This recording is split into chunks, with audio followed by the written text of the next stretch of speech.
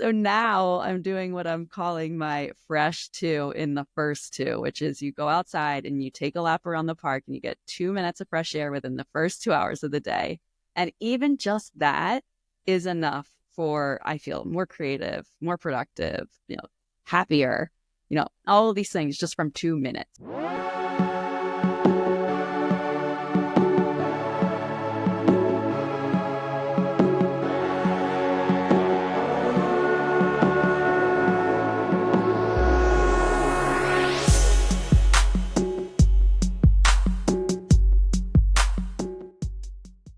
All right, welcome back to the 1% Bttr Podcast. Today we have the founder of Bttr Change, which is redefining how women approach nutrition by challenging traditional diet culture and advocating for sustainable, authentic health and happiness. She does this by blending behavior science with intuitive eating principles. She is also helping individuals break free from restrictive diets and embrace a positive, empowering relationship with food.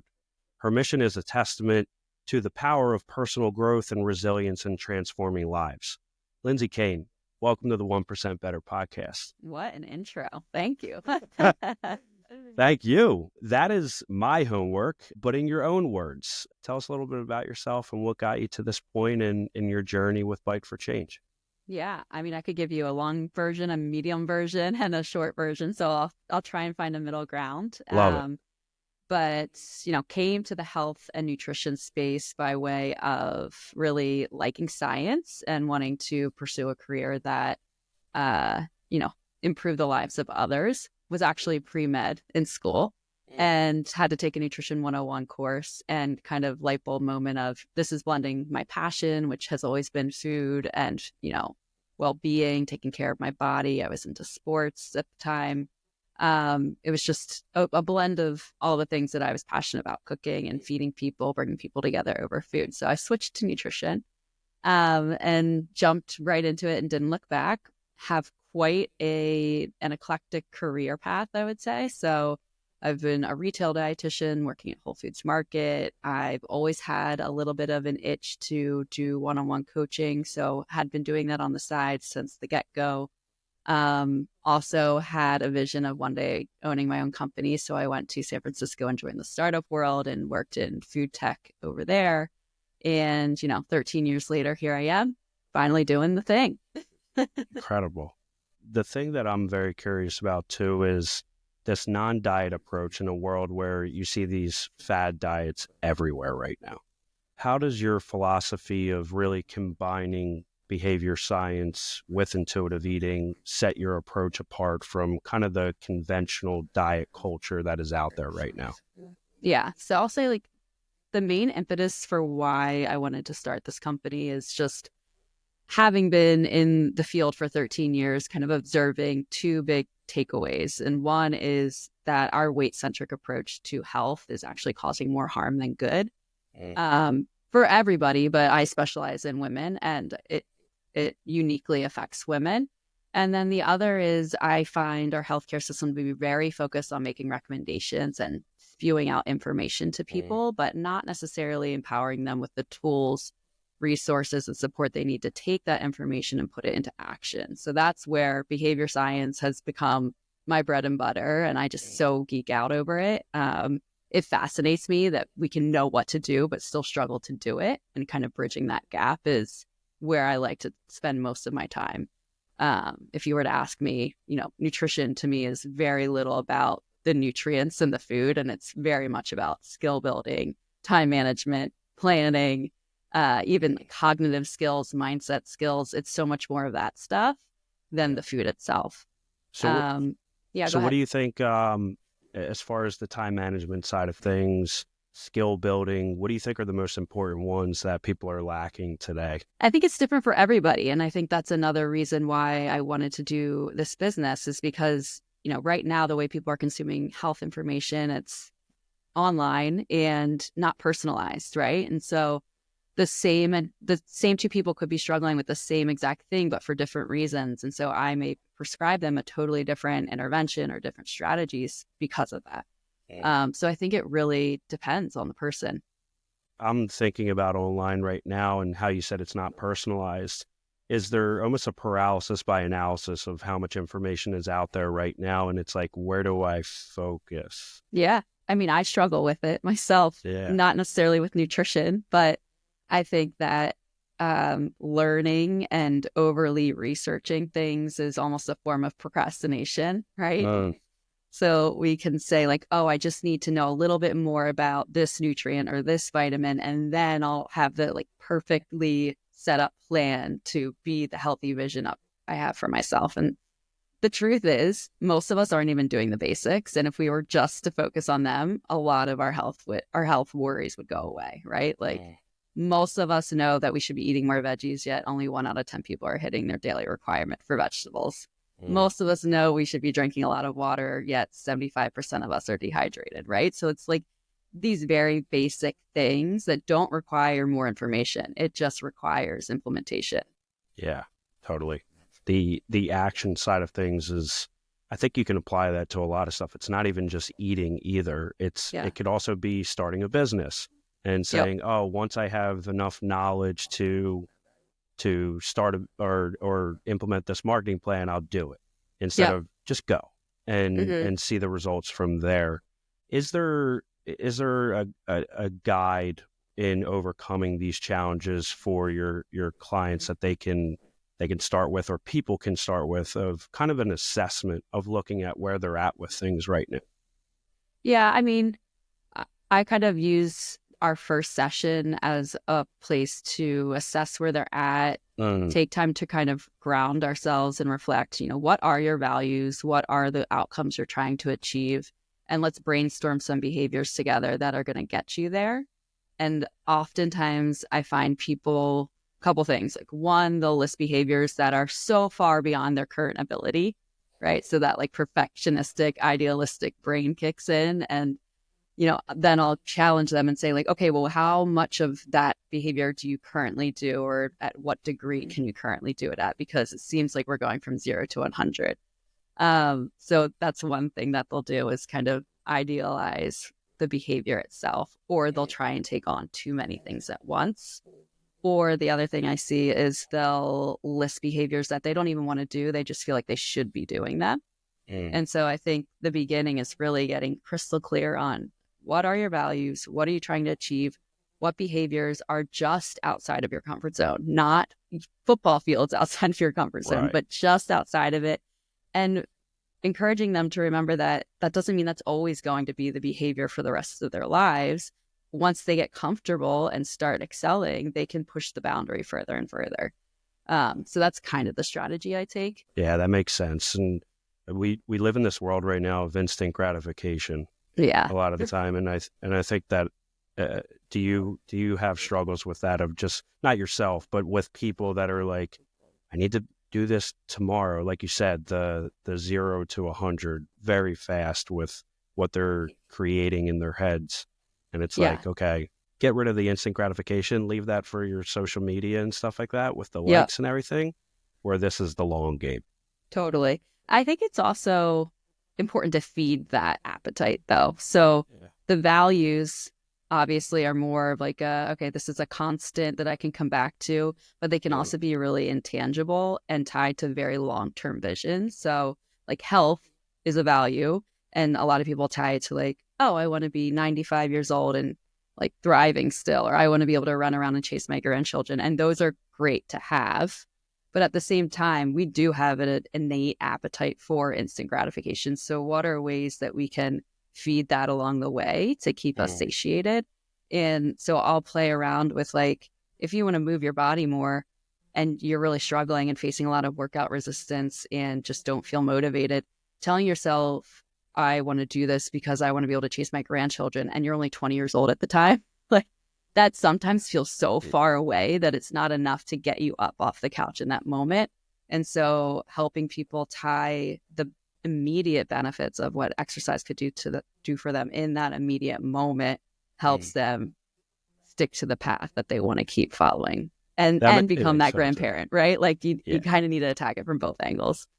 I've used that example with my parents, actually. Oh yeah. Just with eating healthier, of saying like, hey, you have grandchildren now, like let's but I even use it for myself. Oh yeah.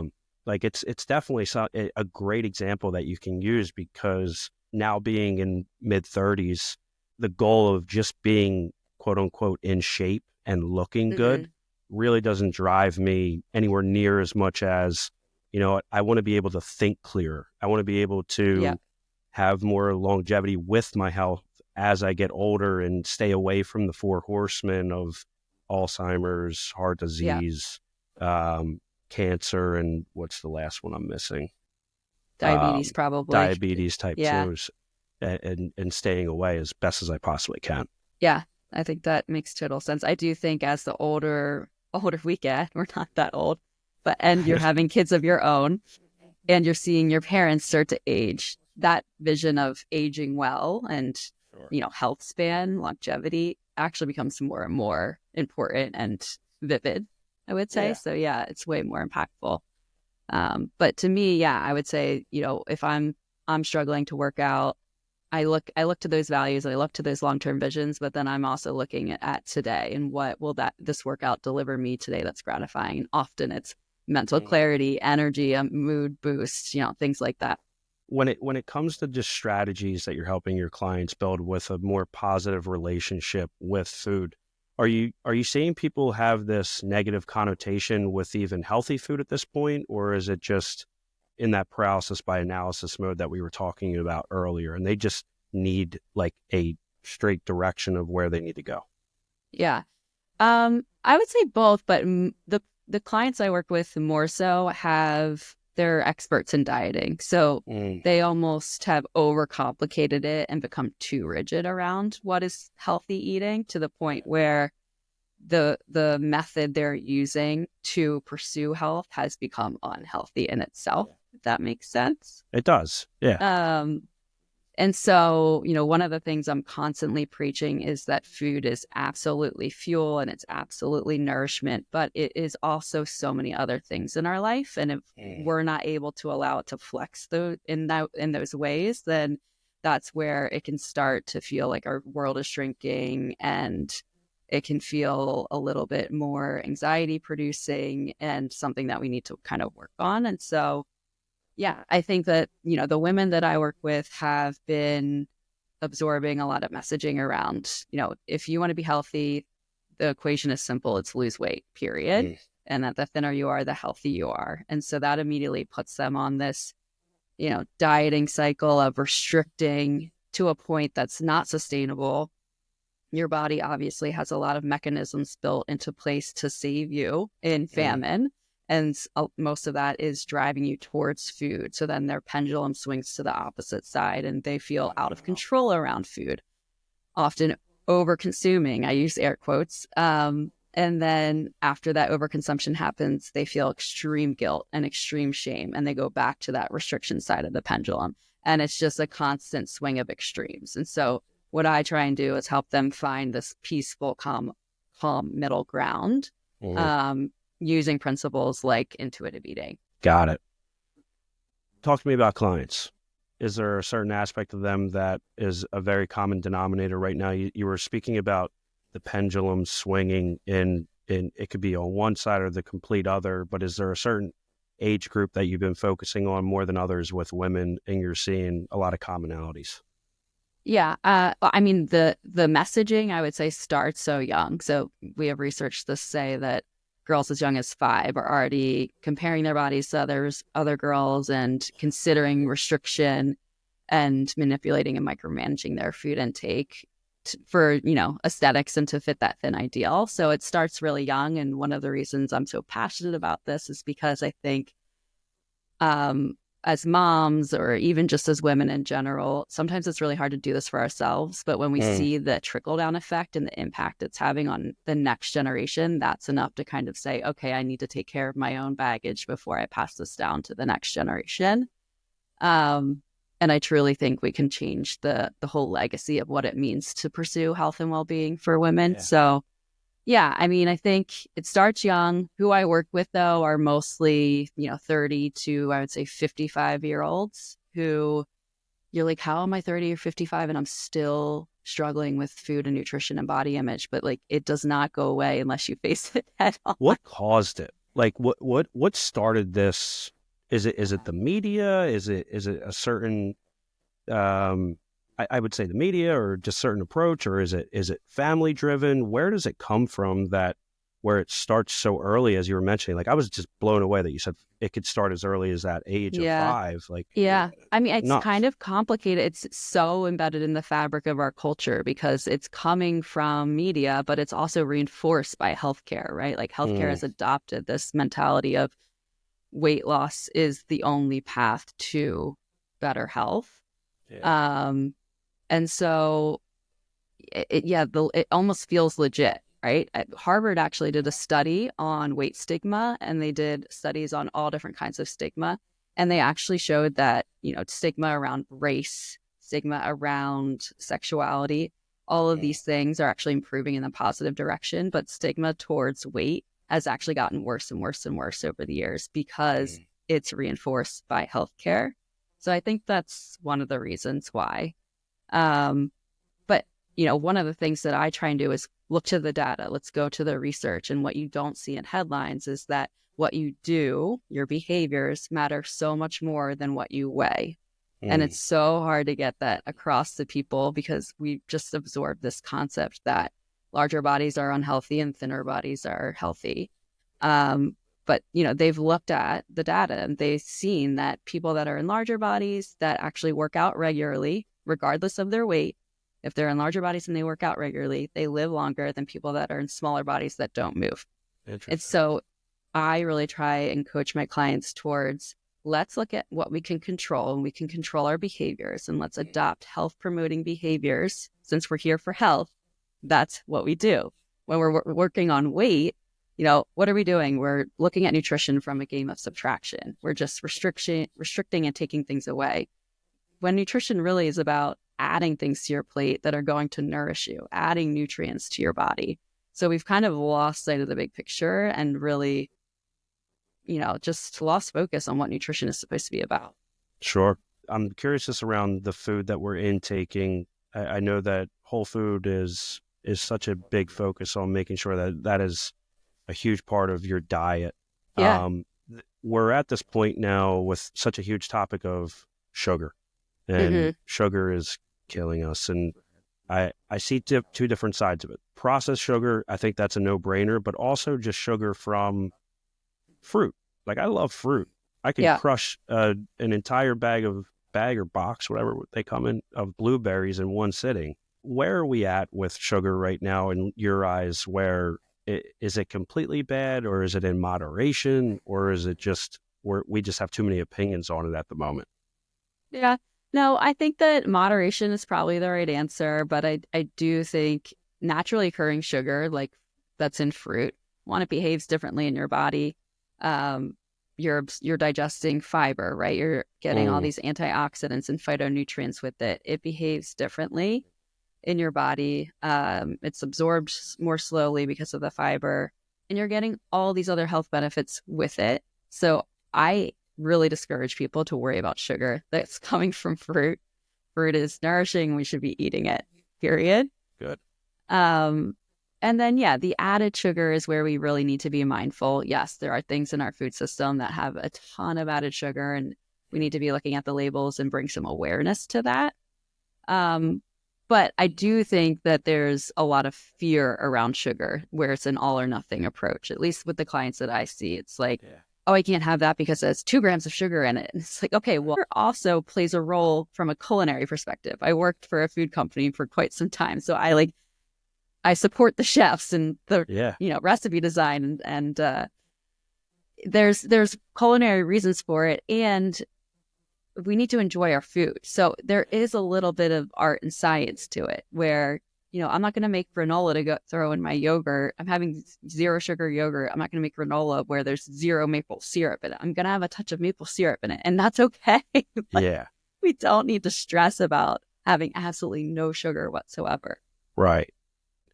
Thinking about your journey to this point, working for the culinary company, going out west, what were the big takeaways? Like, now that you have some years under your belt with this, like, what do you kind of, when you sit on the couch and just think about, like, man, that really played a huge part in getting me to this point.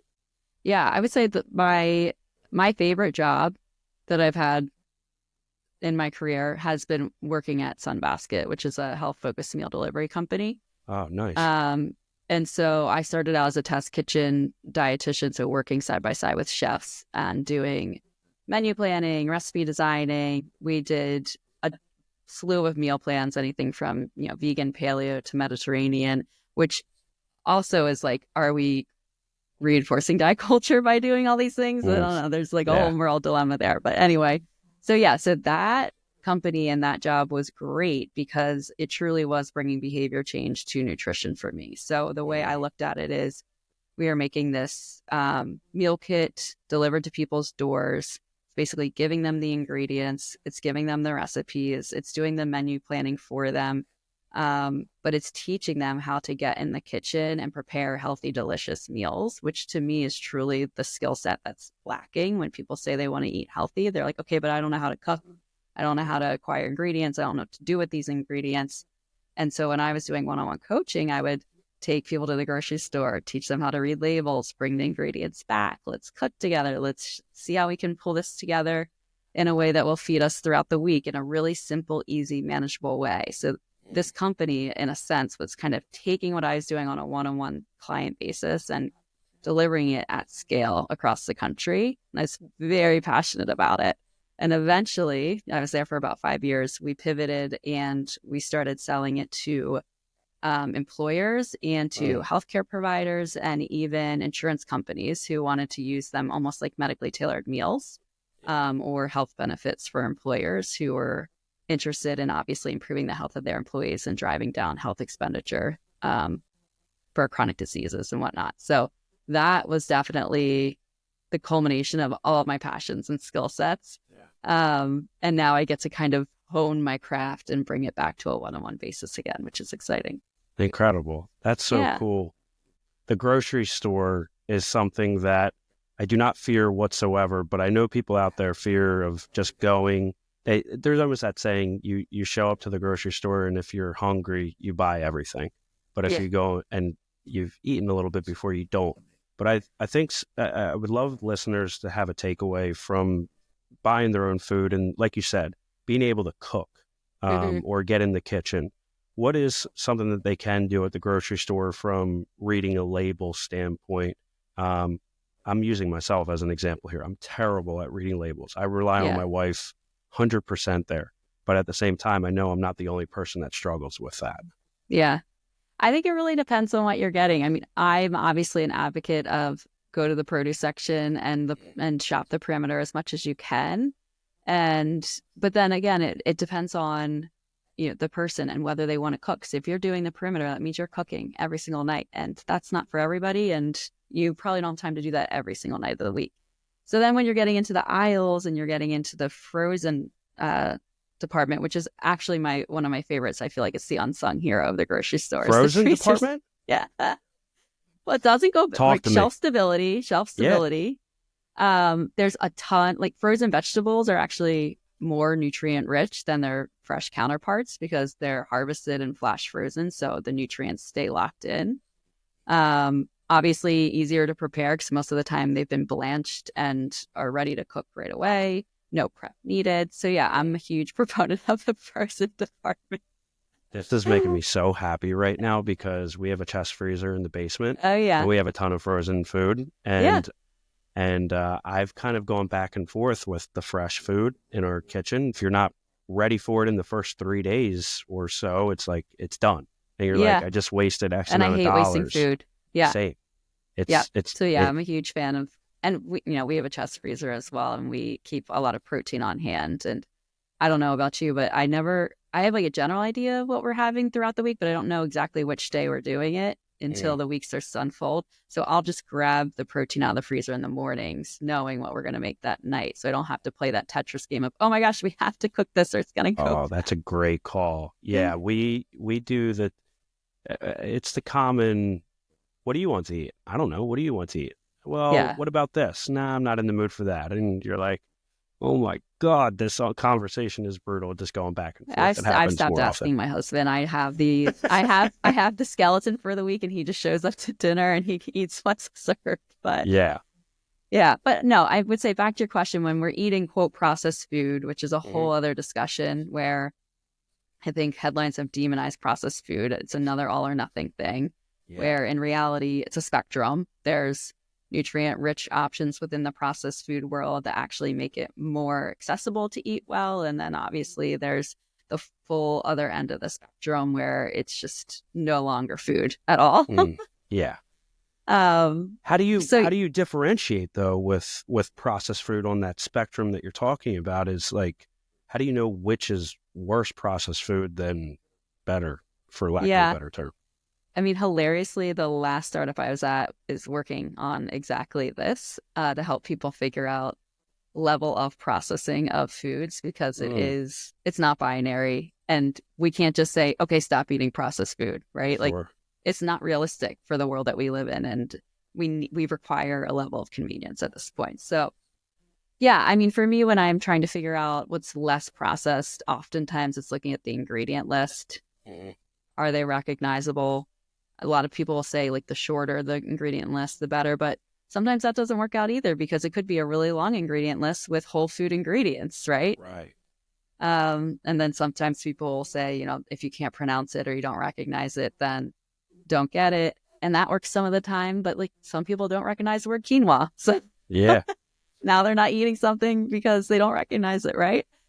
Right. Um, so yeah, I mean, I look at the ingredient more than anything else. If it's an entree, then obviously you're looking for a more complete meal. So looking for balance around carbs and fat and protein and fiber. If it's an ingredient, I would try and keep it lighter in terms of, if you're looking for brown rice, look for brown rice and a few other things, not a ton of added ingredients. Yeah. So yeah, What I about think people? simplicity. Simplicity. Yeah. I was going to go towards that because um, I think everybody would ideally in a perfect world, if you're like you draw up a perfect world, it's making a nice home cooked meal every single night, sitting down for dinner. Sounds like a dream. Yeah, I mean, I would love that. But for very busy parents or very busy people in general that are on the run and need to eat out, Yeah. are there places that you recommend or try to go towards? Like, I'll use an example. I'm just going to say Chipotle, but I don't know if Yeah. that is healthy or not. But like, Yeah. what are good alternatives to not being able to get in the kitchen if it's not an option? Yeah. I think places like a Chipotle or a Sweet Green are great because you have a lot more control and autonomy over what your meal comes to be, right? Like Mm, a lot of build your own customizable um options there. So you can say, I want this, I don't want that. So yeah, I would point you towards that. I also would say like there's times where it's unexpected and you just need to feed your family, and like it's okay if you're ending up somewhere that you don't feel super super great about on the one-off occasion here and there. Like let's not stress about them. If the chaos is so predictable that it's happening every week, that's where you want to really say like, okay, what are my go-to convenient options and what do I mm, get when I go there? Then mm, you can have more of like a formalized system. But I feel like there's a level of flexibility that keeps that healthy yeah, versus, you know, we can go here because we're all going to die if we have this right. one fast food. Like, it's going to be okay. Yeah, yeah. I was curious too. This just popped into my head. How much does budget play a factor in people's eating habits and things like that? With the rise in cost of food, my wife Katie just got back from the grocery store yesterday, and she's like, "I just spent $9 for egg whites." It's Like, insane. Yeah. it's nuts. So Yeah. how do we kind of navigate around that? Is it kind of just a waiting out game, or is there a way or a coaching philosophy that Yeah. you found that works? Well, I mean, generally, still cooking at home is going to save you more money than ordering takeout or dining out, right? Totally. Yeah. And so I help ground people in that. Like, it's in your best interest to learn how to cook at home as much as possible. And that doesn't mean you need to be a chef. It just means you need to put together a few simple ingredients that your family's going to enjoy, that's going to feed their bellies. So yeah, I think like budget is becoming more and more of a sensitive, people are more sensitive around it for sure. There's also like another side of the equation around budget, which is, there's everything's a trade-off. And so if you want to eat well, but you're really limited in time, you can spend the extra dollar to buy yourself something that's more convenient, like pre-cut vegetables. And a lot of times people will have this perfectionistic approach where it's like, I want to eat well, but I also like, it's shameful to buy the pre-cut because I should be doing all on my own kind of thing. And so, yeah, there's a lot of made up rules in our heads around what healthy eating should look like, what I'm allowed to do, what I'm not allowed to do. And so, obviously it's not true for every client where they could afford to pay that premium price for the more convenient pre-cut vegetable. But there are times where that is a solution, or what they're gaining in terms of time through that convenience is actually worth it because now they can apply it to something else. So there's so many different ways that, budget can go depending on the client as well. Yeah. How do you feel about where we're at right now as a society with all the shifts going on right now, just with the dye that is in our food?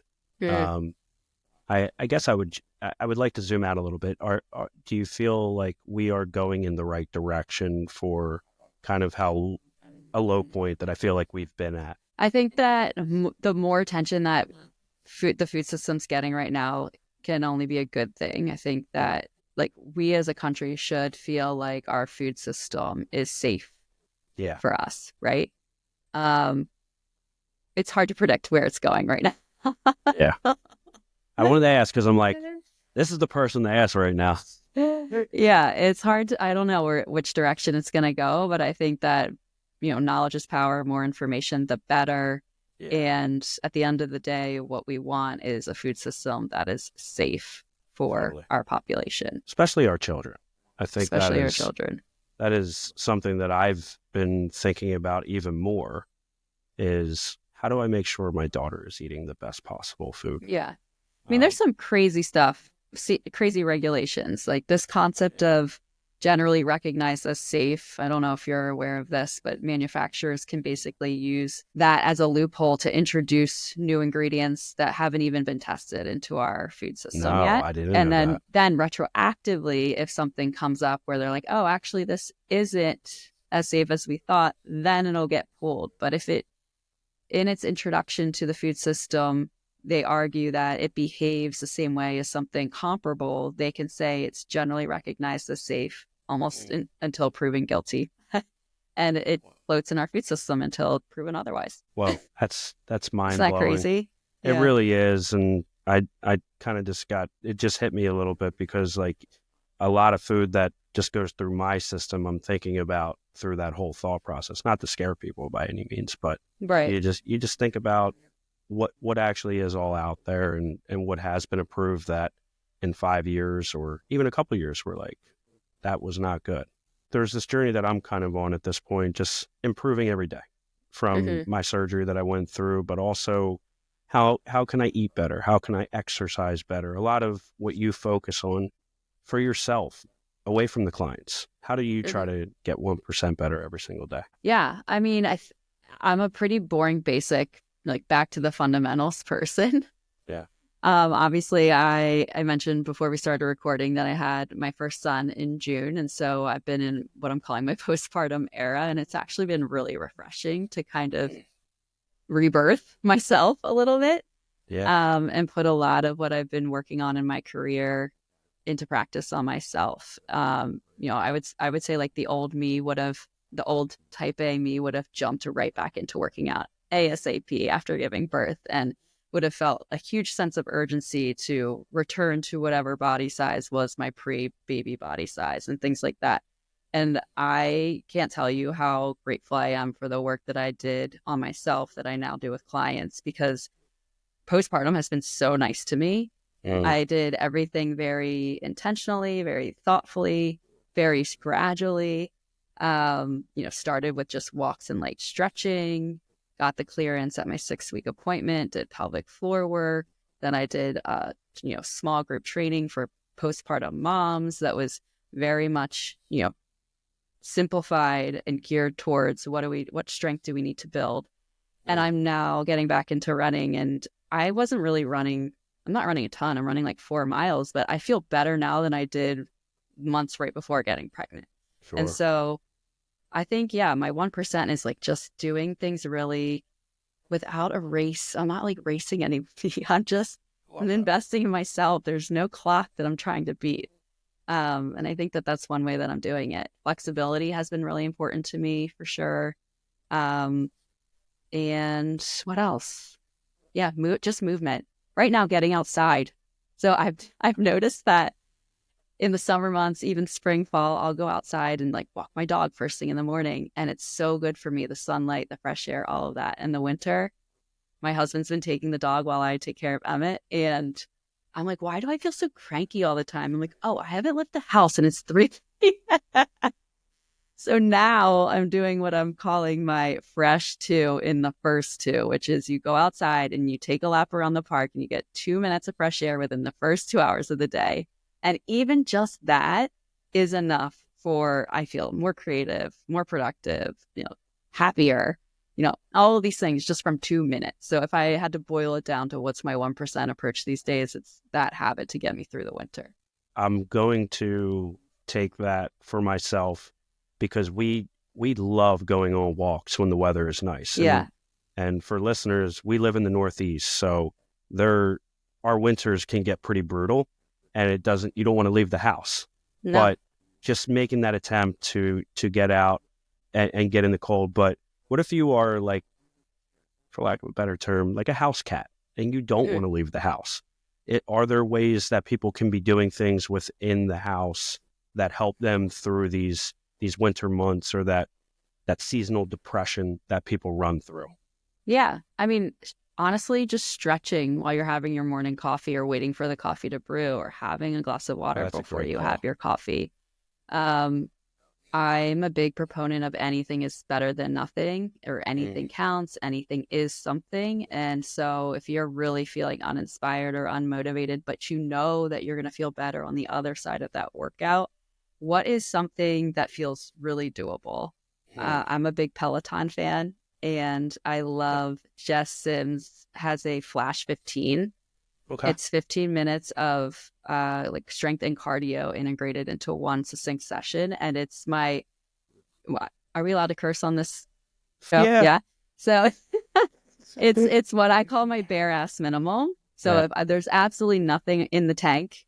You said ass, and I'm dropping like one of the worst curse words on the thing. I mean, I didn't know how family oriented this was, but yeah. So yes. Flash 15 is my bare ass minimum when I know I want to work out but can't get myself to do it. I always have 15 minutes, and I can get through a 15-minute workout, and you feel so much better on the other side. We ended up purchasing. So we have a Peloton. Love Peloton. Jess Sims, big in this household too. Alex T, can't go wrong. Mm-hmm.